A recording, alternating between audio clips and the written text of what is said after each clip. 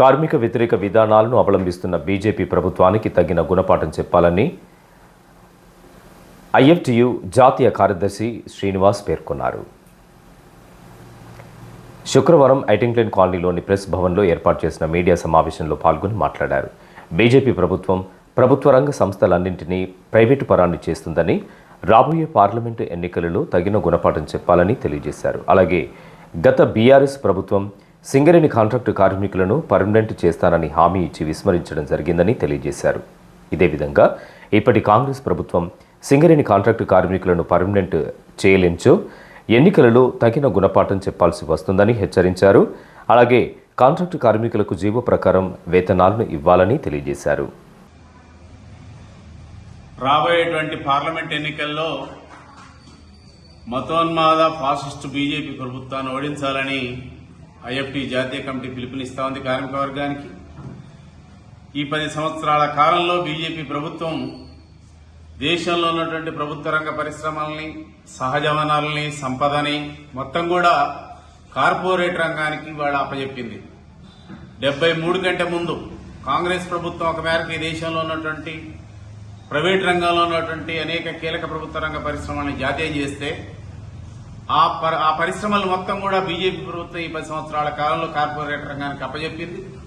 267 ప్రభుత్వ రంగ పరిశ్రమలు ఈ దేశంలో కీలక ప్రభుత్వ రంగ పరిశ్రమలు ఉన్నాయి. నవరత్న, మినిరత్న, మహారత్న కంపెనీలు వరుసగా 5 సంవత్సరాలు 7 సంవత్సరాలు లాభాలు ఆర్జించేటువంటి పరిశ్రమలు మొత్తం కూడా అన్నింటినీ కూడా కార్పొరేట్ రంగానికి అప్పచెప్పింది. తత్ఫలితంగా వాళ్ళ ఆస్తులు పెరిగినాయి, కార్పొరేట్ రంగానికి వాళ్ళ సంపద పెరిగింది.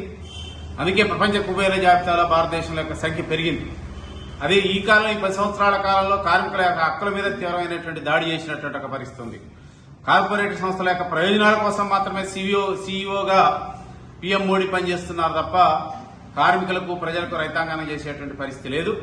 అందుకే ఈ దేశ సంపదను అమ్మడంలో, ఈ దేశ సహజ వనరులు అమ్మడంలో ప్రధానిగా కాకుండా ఒక దళారీగా, ఒక బ్రోకర్గా, ఒక ఏజెంట్గా కార్పొరేట్ సంస్థలకు పనిచేస్తున్నటువంటి ఒక పరిస్థితి ఉంది.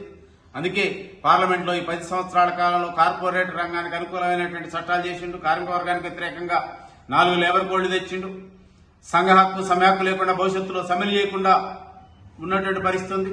ఈ దేశంలో ఉన్నటువంటి 50 కోట్ల మంది కార్మిక వర్గంలో 45 కోట్ల మంది అసంఘటిత కార్మిక రంగం ఉంది. వాళ్ళ కనీస వసతులు లేవు, వాళ్ళ పీఎఫ్ లేదు, ఈఎస్ఐ లేదు, పెన్షన్ లేనటువంటి పరిస్థితి ఉంది. ప్రభుత్వ రంగాన్ని కూడా మొత్తం ప్రైవేటీకరణ చేస్తే రేపు కాంట్రాక్ట్ అవుట్సోర్సింగ్ కార్మికులు పెరుగుతారు, వాళ్ళు ఇంకా రిజర్వేషన్లు ఉండవు. కనుక ఈ పరిస్థితి వాళ్ళ దేశంలో ఉంది. అందుకే వాళ్ళ బీజేపీ కార్మిక వ్యతిరేక ప్రభుత్వం ఇది.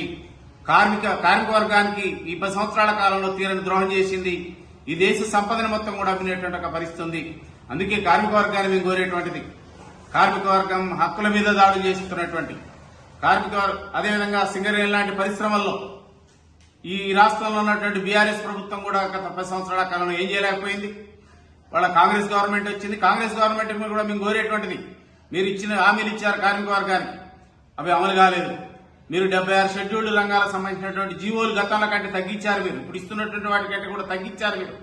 కనుక మీరు కూడా కార్మిక వర్గం కోసం బీఆర్ఎస్ ప్రభుత్వం లాగా చేయొద్దు. బీఆర్ఎస్ ప్రభుత్వం చేసిన దానికి తగిన విధంగా ఫలితాలు వాళ్ళు అనుభవిస్తా ఉంది. కనుక మీ రాష్ట్రంలో కాంగ్రెస్ ప్రభుత్వాన్ని కూడా కోరేటువంటిది, సింగరేణిలో ఉన్నటువంటి కాంట్రాక్ట్ కార్మికులు పర్మిట్ చేయటం, వాళ్ళకు సంబంధించినటువంటి హక్కులు, సౌకర్యాలు, ఇతర చట్టబద్ద సౌకర్యాలు మొత్తం కూడా అమలు చేసే విధంగా పార్లమెంట్ ఎన్నికల తర్వాత అట్లాంటి చర్యలు చేపట్టాలి. లేకపోతే ఈ రాష్ట్రంలో కాంగ్రెస్ ప్రభుత్వానికి వ్యతిరేకంగా కూడా ఆందోళన తప్పవు అనేటువంటి సందర్భంగా తెలియజేస్తూ ఈ మీడియా సమావేశంలో కోడిపుంజల రాజన్న, నరేష్, అశోక్, వెంకన్న, రాజనర్సు, వెంకటస్వామి, శ్రీనివాస్ తదితరులు పాల్గొన్నారు.